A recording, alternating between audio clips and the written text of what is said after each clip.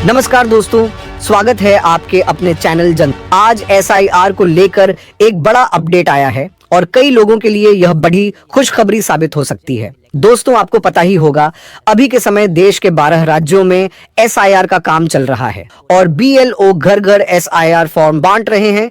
तो जिस SIR form को भरने के दौरान आपसे अलग अलग डॉक्यूमेंट मांगे जा रहे थे, अब उस संबंध में एक नई जानकारी सामने आई। फिलहाल जो सूचना आ रही है उसके मुताबिक अब आपको किसी भी तरह के दस्तावेज देने की आवश्यकता नहीं पड़ी। आखिर ऐसा मैं क्यों कह रहा हूं और यह जानकारी कहां से निकल कर आई है, इसकी पूरी जानकारी हम आपको वीडियो में देंगे। लेकिन दोस्तों, उससे पहले मैं देखता हूं कि आप लोग वीडियो तो देखते हैं लेकिन चैनल को सब्सक्राइब नहीं करते। अगर आप लोग नए हैं तो चैनल को जरूर सब्सक्राइब कर लें और वीडियो को ज्यादा से ज्यादा शेयर करें। तो चलिए शुरू करते हैं। दोस्तों, ये जो जानकारी निकल कर आ रही है ये हमने खुद बीएलओ से संपर्क करके जुटाई है, क्योंकि अभी से समय लोगों में काफी ज्यादा भ्रम फैला हुआ कि जिनके पास जन्म प्रमाण पत्र है केवल वही अपनी नागरिकता को साबित कर सकते हैं। लेकिन दोस्तों, यह सच नहीं है। जन्म प्रमाण पत्र नागरिकता साबित करने में पक्का दस्तावेज जरूर है, लेकिन उसके अलावा भी कई ऐसे दस्तावेज हैं जो कि एक आम भारतीय के घर पर मिल जाते हैं। यहाँ पर बीएलओ का कहना है कि अभी एसआईआर फॉर्म भरने को लेकर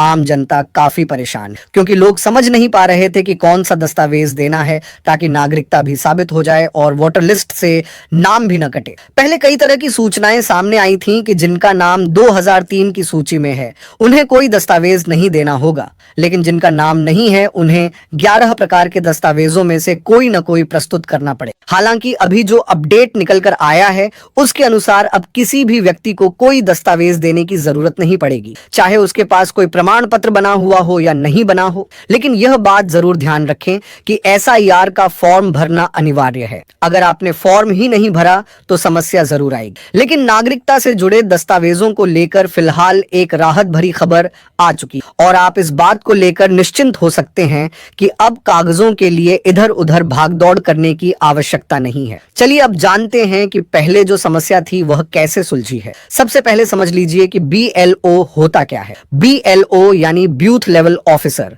यह वह अधिकारी होता है जिसे मतदान केंद्र के आसपास के क्षेत्र की जिम्मेदारी दी जाती है और वह वहीं की सभी प्रक्रियाओं की निगरानी करता है। तो जो बीएलओ ऑफिसर हैं उन्होंने यह साफ कहा है कि जिनके पास दस्तावेज मौजूद हैं उन्हें 11 में से कोई भी 1-2 मुख्य दस्तावेज देने होते थे, लेकिन अभी के अपडेट के अनुसार सबसे उपयोगी दस्तावेज कौन कौन से माने जाएंगे वह भी स्पष्ट किया गया। उन्होंने बताया कि अगर आपके पास आधार कार्ड है तो इसे भी स्वीकार किया जाएगा, लेकिन ध्यान रखें कि सिर्फ आधार होने से नागरिकता सिद्ध नहीं होगी।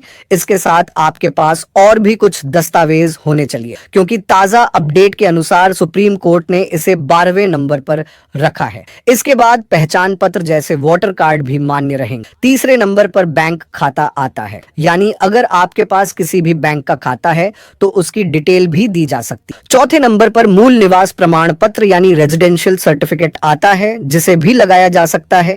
इसके बाद बिजली बिल, अगर आपके नाम पर बिजली बिल है तो वह भी मान्य होगा। फिर पानी का बिल, यदि पानी का बिल आपके पास है तो वह भी दस्तावेज के रूप में लगाया जा सकता है। इसके बाद राशन कार्ड भी दिया जा सकता है और जमीन की रसीद, यानी अगर आपके पास जमीन से जुड़ा कोई रसीद या दस्तावेज है, चाहे वह आपके दादा पिता के नाम पर हो या आपके अपने नाम पर, उसे भी इस्तेमाल कर सकते हैं। इसके अलावा एलआईसी की पॉलिसी का प्रमाण पत्र भी एक दस्तावेज के रूप में स्वीकार किया जाएगा।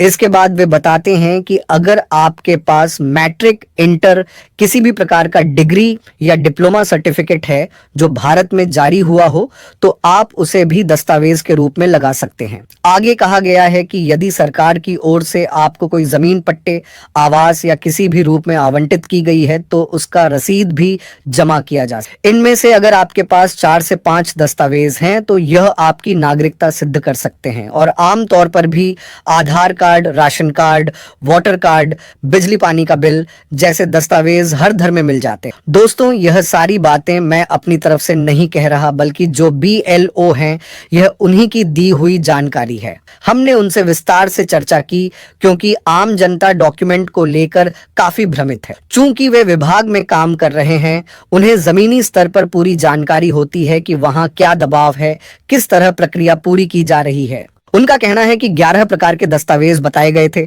और यदि उनमें से कोई एक भी आप लगा देते हैं तो आपका एसआईआर पूरा माना जाए। लेकिन अब सवाल यह है कि जिन लोगों के पास इनमें से एक भी दस्तावेज नहीं है वे क्या करें। ऐसे कई लोग घबराए हुए हैं, डर में हैं, क्योंकि तरह तरह की अफवाहें फैलाई जा रही हैं कि उनकी नागरिकता खत्म कर दी जाएगी, उन्हें देश से बाहर निकाल दिया। खासकर मुस्लिम समुदाय को लेकर गलत तरीके से डर पैदा किया जा रहा। लेकिन बीएलओ ऑफिसर ने इन बातों को पूरी तरह से खारिज किया है। अब बात आती है उन लोगों की जिनके पास कोई दस्तावेज नहीं है लेकिन उन्हें एसआईआर में शामिल होना है और एसआईआर फॉर्म भरना है। स्पेशल इंटेंसिव रिवीजन के तहत 2 फॉर्म दिए जाते हैं। एक फॉर्म आपके पास रहता है और दूसरा आपको बीएलओ को जमा करना होता है। कई जगहों पर शिकायतें आ रही हैं कि सिर्फ एक ही फॉर्म दिया जा रहा है जबकि 2 फॉर्म दिए जाने चाहिए। यह कहीं ना कहीं बीएलओ स्तर पर गड़बड़ी मानी जा रही है। अब मुद्दा यह है कि जिन लोगों के पास कोई भी दस्तावेज मौजूद नहीं है वे क्या करें।